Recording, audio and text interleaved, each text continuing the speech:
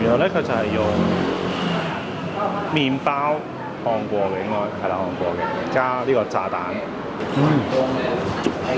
加咗好多，大家嚟食一定要加。個拱形嘅司令咧，好似華林鋪嗰個 train station 咁樣。大家好熟悉嘅泰國嘢食咧，應該可以喺度揾到。咁同埋價錢都好平啲，食咧完全係鴨寮街，不過係正 version 咯。其實有少少黃金，但係佢有冇黃金咁多嘢賣？大家好，歡迎收睇 My Caleb 嘅 YouTube channel。我而家咧就喺三約 MRT 站啱啱出嚟啦，3號出口。咁講到三約咧，其實佢就係隸屬於即係曼谷嘅一個舊城區嚟嘅，唔知大家有冇嚟過？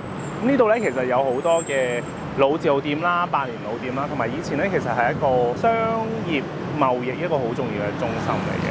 咁今日咧就嚟探索下同大家。咁同埋咧，我知道咧呢度附近咧有一個咧，好似香港其中一個區域好 iconic 嘅一個地方嚟嘅，咁一陣咧都去睇下。好，行啦！你嚟到呢度咧，你就會見到好多，譬如買珠寶啊，呢個賣槍嘅 ，sorry， 跟住賣珠寶店啊咁樣樣咯。呢間咧就係我頭先所講嘅老店啦，老字號店。咁呢度咧就開朝頭早6點，去到下晝2點半嘅。咁佢有咩食咧？就係一啲嘅粗生麵包啦，有啲嘅好簡單嘅早餐。到西多士喎，買老粗薯包，好肥下。我食一個簡單嘅早餐先，呢個啦。大家見到咧後面嘅裝修咧，就好似香港一啲好古式嘅茶餐廳咁樣，所以好 vintage 成件事。好，係最杯佢哋嘅奧利昂。就係泰國嘅 Dog Coffee 啦，就係好傳統嘅。但係如果大家剔唔到一啲即係飲唔到啲好強烈嘅咖啡咧，咁就唔會建議飲呢個嘅，係啦。飲咖啡博蘭或者普通咖啡好啦，因為呢個都好強下。哇！聖神好好，佢送整多杯茶俾你咧，驚你呢個 coffee 太過強烈啦，俾你調一調劑啊，中和翻。佢嘅 signature French toast， 原來咧佢就係用麵包烘過嘅，應該係啦，烘過嘅，加呢個炸彈，就係佢哋嘅 French toast。咁咧同我哋香港咧有少少唔同嘅，咁我試下先。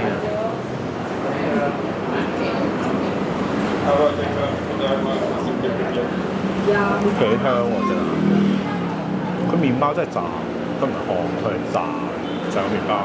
就係個 French toast，跟住咧通常啲我見到啲泰國朋友仔咧就加醬，係咁加唔加醬？我加啲先，好似齋咗啲，加喎。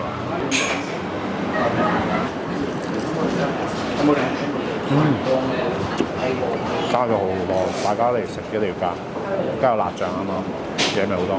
食一個泰式嘅 French toast 之後咧，繼續呢個冒險之旅。咁呢一度咧，其實有一個 theatre 咧，有時即係我哋嘅粵劇，但係泰式咁樣嘅一啲嘅 performance 喺度，會定時定下都會有啦。咁同埋咧，大家如果真係冇嚟過呢個三約咧，真係值得嚟，因為佢好多嘅建築物咧，你會見到哇！有時有啲店咧，真係佢個裝修好似頭先嗰間店咁係，你會覺得哇，成個歷史感好重啊！咁呢一度咧就係感受到呢個歷史感。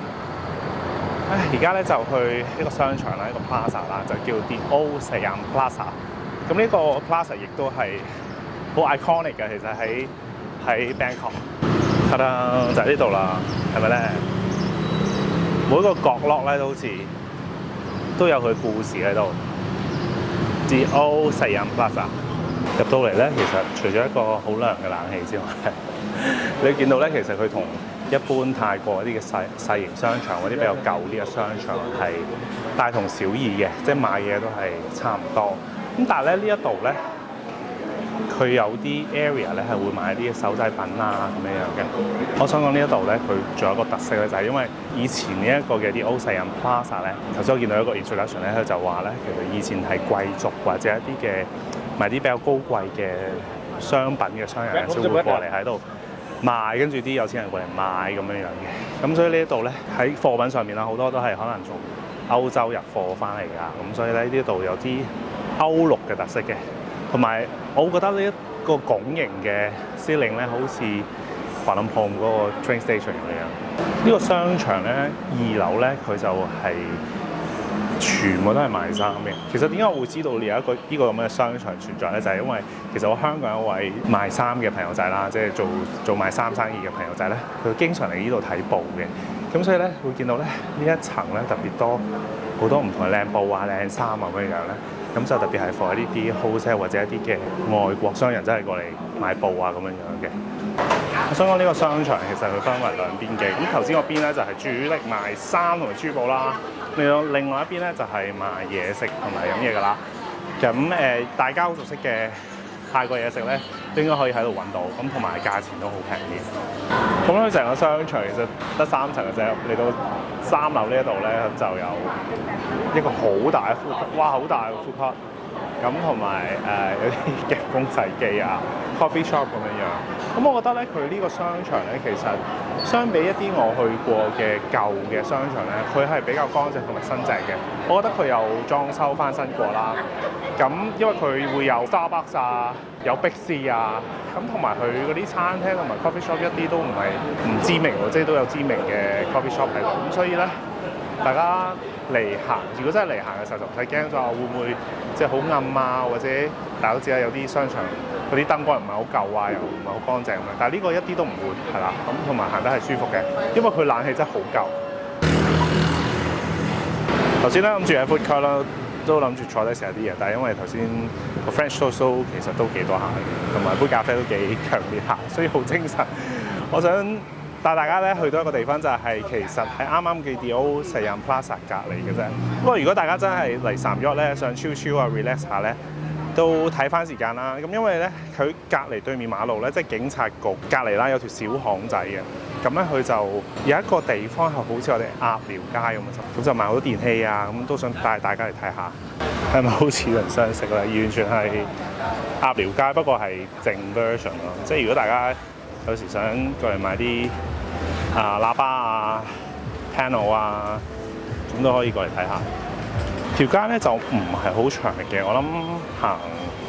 如果齋行乜都唔睇咧，直行成條街咧，大概3至4個字行完啦。但係旁邊咧就好多一啲嘅電器鋪啊、零件鋪啊都有嘅。不過咧，我覺得佢相比喺深水埗嘅鴨寮街咧，佢就冇咁嘈啦。雖然有人都播緊喇叭咁樣，但係佢就唔會噥噥噥，同埋唔會有人可能 live 去賣嘢嘅，係啦。咁因為你知泰國人都唔中意 hard sell 噶嘛，咁所以咧就比較靜啲。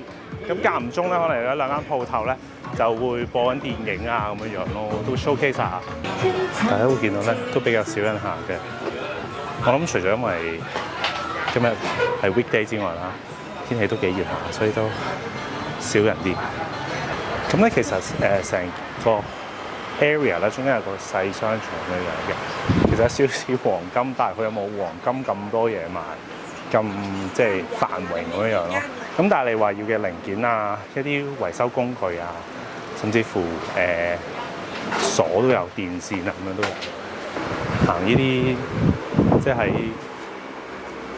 一個區裏邊嘅小商場咧，有時我係驚咩咧？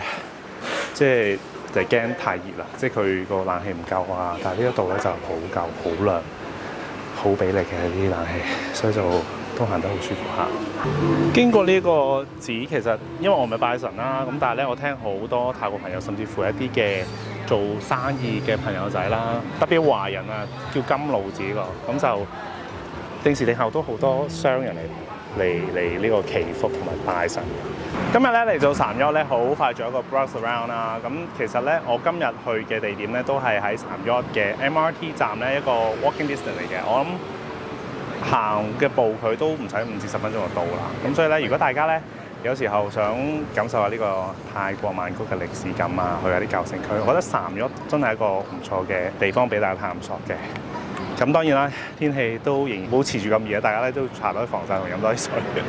好，咁啊，今集嘅時間嚟到呢一度啦。如果你嚟過三約或者將會去三約嘅話咧，都歡迎喺留言欄話俾我聽。大家唔好忘記 comment、like and share、subscribe 埋我 channel， 記住 subscribe 撳 subscribe， 同埋撳埋鐘仔啊！拜拜。